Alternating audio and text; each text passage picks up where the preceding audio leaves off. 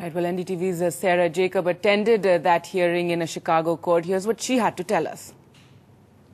A somber David Coleman Headley walked into court today in chains and then pled guilty to all 12 counts of charges filed against him. He was then asked to take an oath and to clarify that he is in sound mental health and understands the gravity of the charges he faces. David Coleman Headley, aka Daud Gilani, then pled guilty to plotting and planning, along with the Lashkar-e-Taiba, the 2008 Mumbai terror attacks in which over 160 people were killed.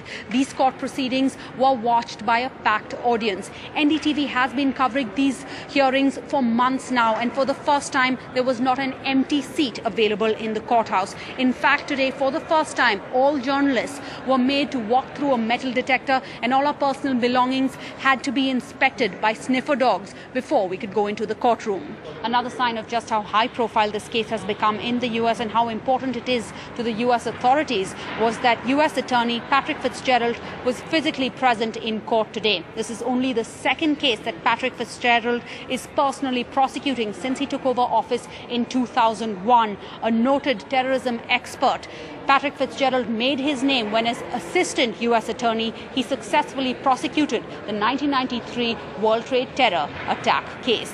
In the end, as expected, David Coleman Headley, in return for cooperating with US authorities, was guaranteed that he will not be sentenced to death and that he will not be extradited to India. In Chicago, Sarah Jacob, NDTV. Tuba.com